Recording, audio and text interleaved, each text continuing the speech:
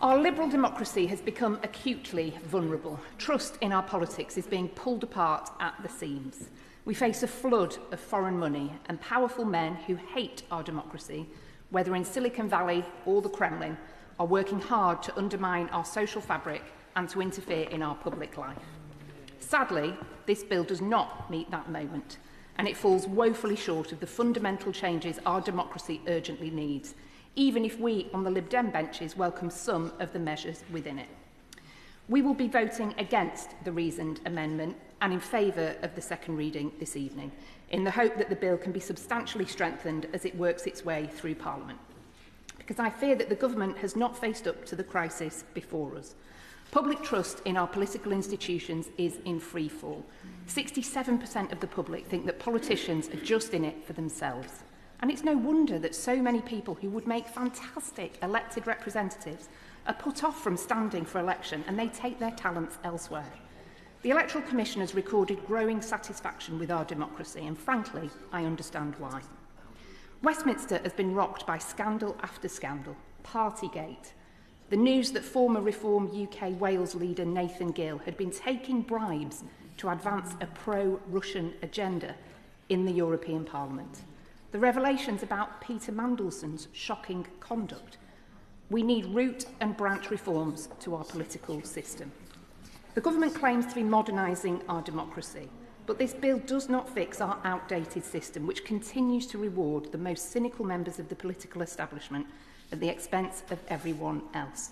Where is the new accountability for politicians? Where are the robust measures to really stamp out corruption and interference? And why is there nothing that addresses a voting system that was out of date a century ago, undermines accountability and is profoundly unfair?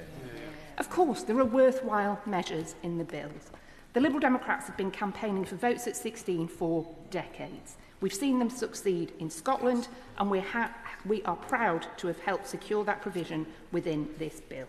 Young people pay taxes, face the consequences of political decisions, and care deeply about the future of their country. Denying them a vote was always difficult to justify. But this is far from enough to revive our democracy. As young people approach the ballot box for the first time in the next election, we must ensure that they, and everyone who can vote in our country, feel confident.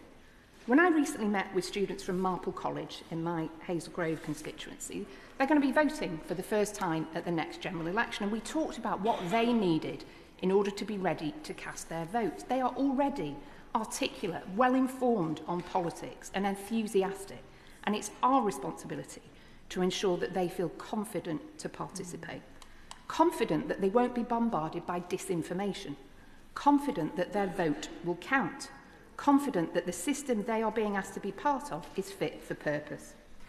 They should be confident too that their civil liberties will be protected. We welcome the move towards automatic voter registration. We think it's a step in the right direction and we'll support it. But this must fully respect people's privacy as well as their right to vote. To take a more glaring example, new voters will still have identity papers demanded of them whenever they vote. It was implemented without decent evidence by a Tory party long out of ideas and full of cynicism. This bill could have and should have been used to scrap the Conservatives' voter ID scheme altogether. According to the Electoral Reform Society, 16,000 people were turned away from voting in 2024, held up alongside just 10 convictions of personation between 2019 and 2023. Which of those is really the greater threat to our democratic life? And that is symptomatic of a bill that's remarkably thin and all too timid, even in enforcing its own provisions. I am baffled as to why the government isn't going further to strengthen the Electoral Commission in the face of historic threats to our democracy. We very much welcome the removal of the Commission's strategy and policy statement. But the Commission itself has said that while it welcomes many of the changes set out in the bill, some provisions need to be strengthened to better protect the system from foreign interference. Because we should remember that this regulator is not currently truly independent. It was in 2022, under the Elections Act, the Conservative government gave powers to ministers to dictate roles and responsibilities of the Electoral Commission, in achieving the government's policy priorities. It made a mockery of the idea that politicians should not be able to interfere in elections, and it paved the way for any future government of whichever political hue to rig our system. It is truly welcome that the Secretary of State just announced plans to reinstate the independence of the Commission by scrapping the SPS, because that should ensure non-partisan fair play in our elections. But it's on donations and foreign interference, Madam Deputy Speaker, that we find the bill most wanting.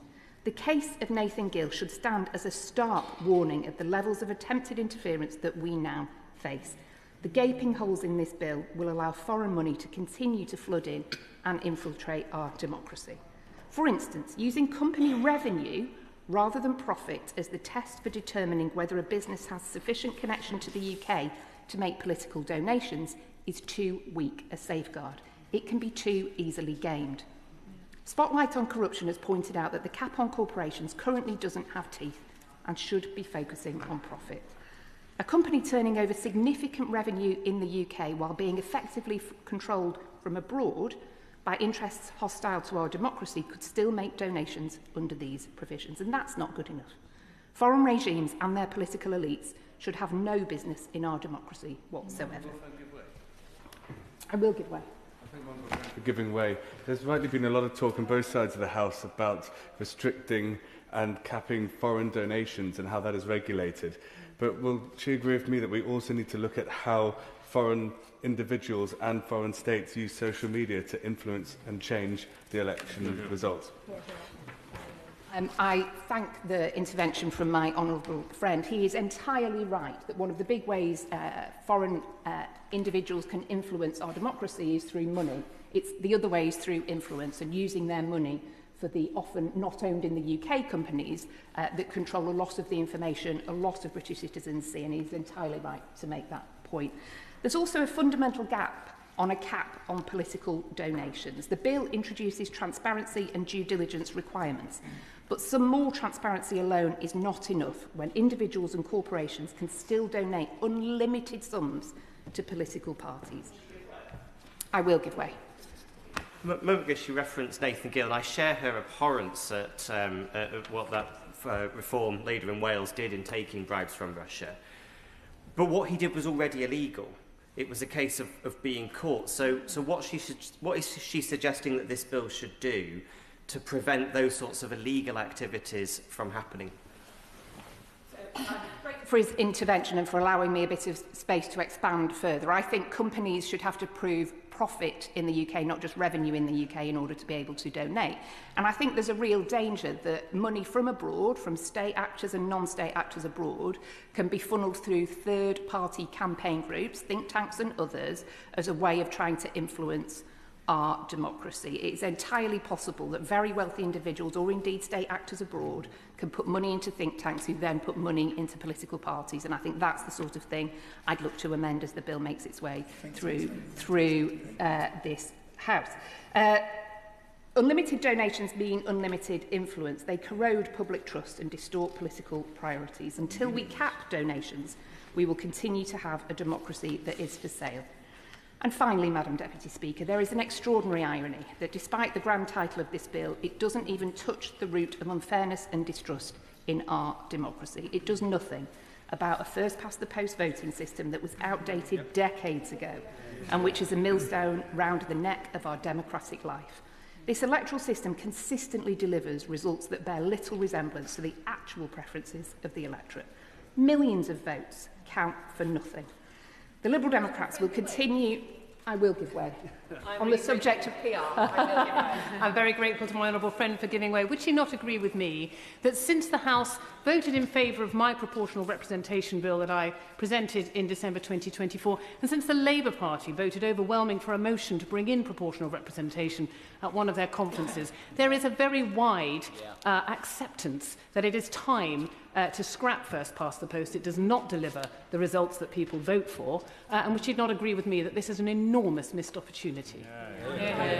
strongly agree with my honourable friend and applaud the work that she has done during her time here to move the case forwards for a fairer, more representative voting system. I feel, Madam Deputy Speaker, this bill is a huge opportunity, and I look forward to working with colleagues across the House to look on how we can strengthen it and making it even better. Will my honourable friend give way? I will give way. I thank my honourable friend for giving way. Does she not agree with me that if single transferable vote is good enough for selecting select committee chairs and alternative vote is good enough for mayors, it should be good enough in other elections as well? I do. I fear it would try the patience of the House if I were to get into the level of detail about my favourite voting systems with the honourable gentleman. I think we only have a further 3 hours of this debate, and so I will press on, but I do agree with him that there are more representative ways that we could elect our representatives, and we should look at those. We Liberal Democrats will continue to press for PR so that we can finally make every vote count. It is a matter of basic fairness, and no bill claiming to modernise our democracy can be taken seriously while it ignores this question. What's worse, Madam Deputy Speaker, it doesn't even introduce at all elections for our second chamber, leaving the House of Lords unreformed, unelected, and in the current climate, frankly, indefensible. Peers face no meaningful accountability to the public whose lives they affect. Madam Deputy Speaker, this bill takes some limited, but sadly too timid steps in the right direction. It fails to seize the opportunity to rebuild trust and make our vulnerable, brittle democracy more resilient. We look forward to working constructively to strengthen it as it works its way through the parliamentary process, because we must be more courageous and ambitious than this bill as it currently stands. We've got to stop taking our democracy for granted. Members will have noticed that we have many more members on their feet than